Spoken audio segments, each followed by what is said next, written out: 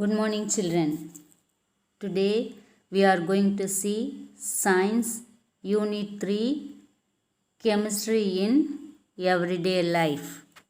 Children, we have studied earlier about the physical changes and chemical changes. In our daily life, we are doing so many things, and we don't know which one will come under physical change and which one will come under chemical change. Before we see the following questions, first we should know about the physical and chemical changes. Children, do you know what is physical change? Physical change is a change in the shape, size, volume, or state of a substance. That is called a physical change. Children, once again I will tell you what is physical change. Physical change is a change in the shape, size, volume, or state of a substance. Now let us see what is chemical change. It results in the formation of a new substance.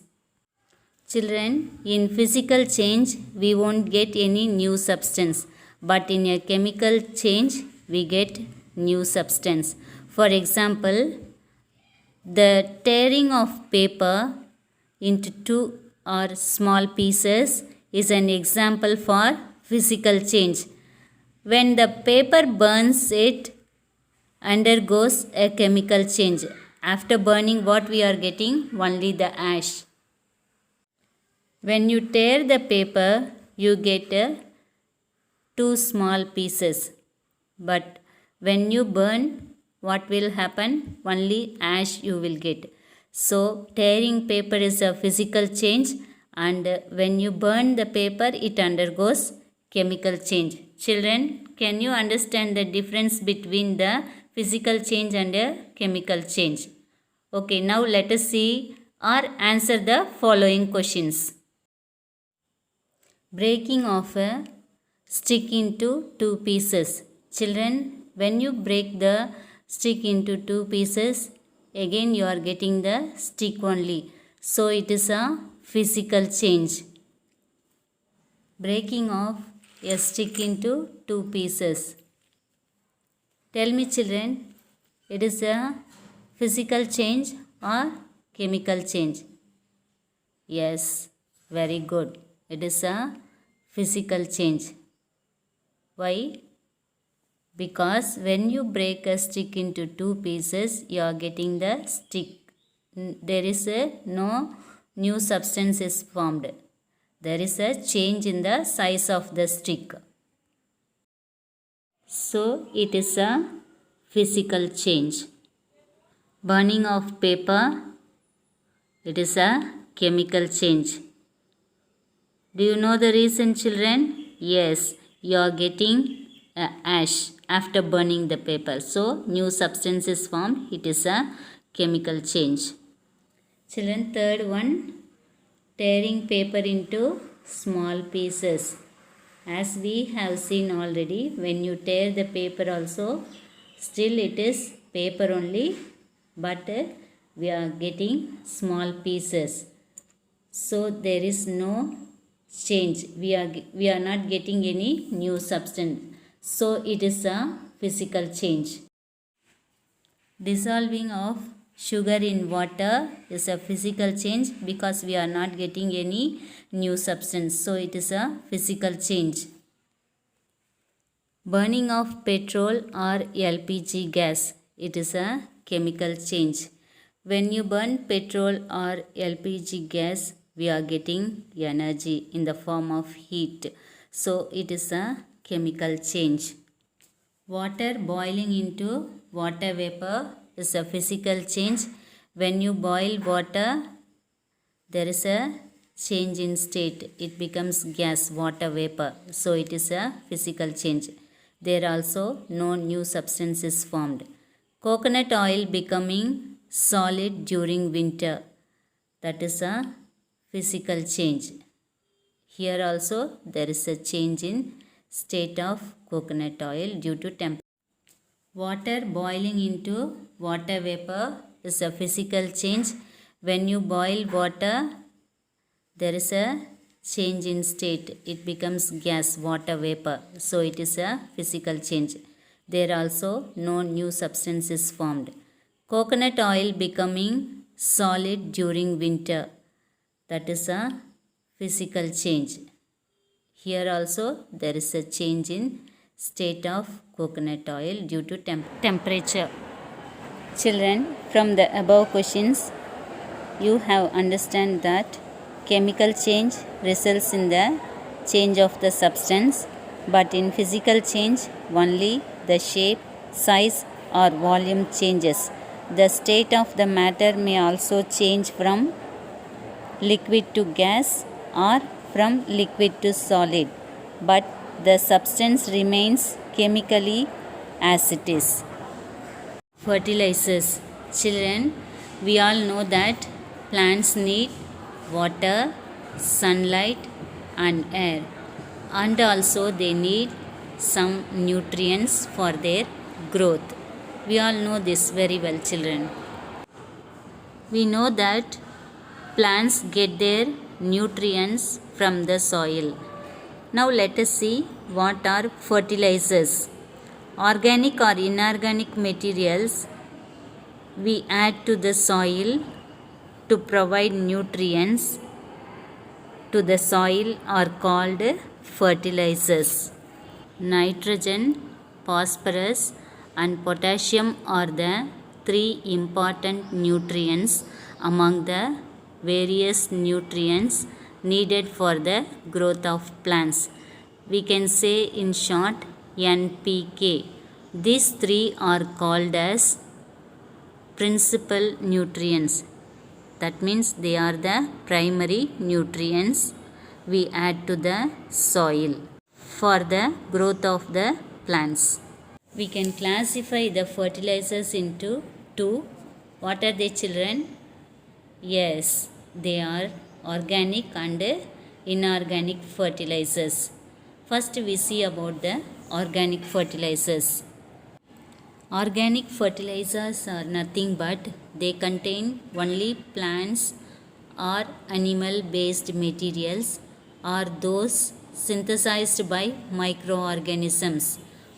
These fertilizers can be prepared easily. Children, we can say vermicompost and compost are example for organic fertilizers. The chemical plant nutrients produced in factories such as urea, ammonium sulfate and superphosphates are called inorganic fertilizers. They are produced in the factories and we can call them as inorganic fertilizers. Cement. Children, can you tell me, in those days for the construction of houses, what are all the things they used? Yes, people used a mixture of lime, sand and wood for the construction of houses.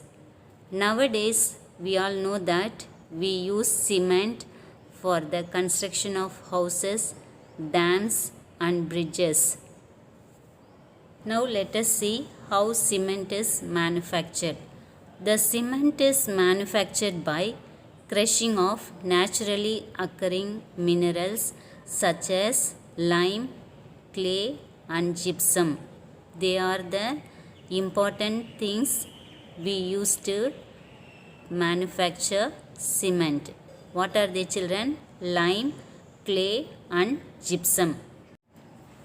We have seen that lime, clay and gypsum are the three important ingredients to manufacture cement, isn't it? Children, when you mix with water, what happens? Cement becomes very hard. So gypsum plays a important role in controlling the rate of hardening of the cement.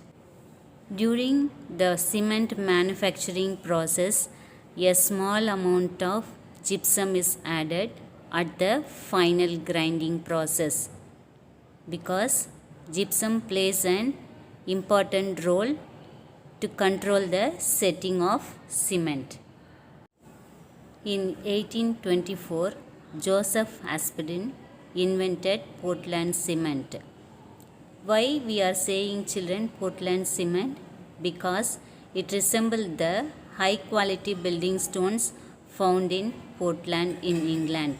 So that only we are using the word Portland cement. Cement is used as mortar, concrete and reinforced cement concrete. Now let us see in detail about all this. First we see about mortar. It is a paste of cement and sand mixed with water. Mortar is used in houses to bind building blocks for constructing walls, to apply coating over them, and also it is used to lay floor. Now we see about concrete. Concrete is a mixture of three things: cement, sand and gravel. And we use this concrete for the construction of buildings, bridges and dams. Reinforced cement concrete, in short we can say RCC, is prepared by mixing iron mesh with cement. This is a very strong and firm mixture, and we use this for the construction of dams, bridges, centering works in houses and construction of pillars. Huge water tanks, water pipes and drainages are built with this reinforced cement concrete. Now let us recall. Cement is used as mortar, concrete and reinforced cement concrete. We all know that mortar is a paste of cement and sand mixed with water. Only three things: cement, sand and water. That is called mortar. Concrete is a mixture of cement, sand and gravel. And reinforced cement concrete is prepared by mixing iron mesh with cement. For extra strong and firmness, we use this iron mesh. Plaster of Paris. It consists of fine white powder. The chemical name of plaster of Paris is calcium sulfate hemihydrate. Hemihydrate means 1/2 water is present in plaster of Paris. Now let us see the molecular formula of plaster of Paris. CaSO4 1/2, that is of H2O, water. Children, once again I will tell you, CaSO4 1/2 H2O. Calcium sulfate hemihydrate is the molecular formula of plaster of Paris. It gets its name because its preparation from the abundant gypsum found near Paris. Plaster of Paris is prepared by heating gypsum, where it gets partially dehydrated. Now let us see the uses of plaster of Paris. It is used in making blackboard chalks. Children, where it is used? In making blackboard chalks. Second one, in surgery for setting fractured bones. In surgery for setting fractured bones. Third one, for making casts for statues and toys. It is used for making casts for statues and toys, etc. and also it is used in construction industry. It is used in construction industry. Let us recall, in this lesson we have studied about the physical changes and chemical changes. When you see about the fertilizers, we have studied about the organic fertilizers and inorganic fertilizers. And in the organic fertilizers, nowadays we use earthworms for making the organic fertilizers. Earthworms take organic waste as food and produce compost castings. So, earthworms are known as farmers' friends. Because of the multitude of services they provide to improve soil health and also plant health. And we have studied about the three important principal nutrients. They are the nitrogen, phosphorus and potassium. And why we use all this? We use this as fertilizers. That means they are the inorganic fertilizers we add to the soil for the plant's growth.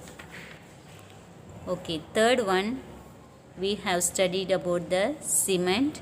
In that we studied about the manufacturing of cement and also the uses of cement. And finally we have studied about the plaster of Paris. Plaster of Paris is used for making blackboard chalks. Everything we have studied. So now let us see points to remember. Fertilizer facilitates growth of plants. Fertilizer facilitates growth of plants. Vermicompost has high nutrient benefits and it is useful for sustaining the land fertility. That is, it is useful for sustaining the land fertility. Cement is manufactured by using lime, clay and gypsum. Plaster of Paris is used to fix bone fractures. Plaster of Paris is used to fix bone fractures. Thank you, children.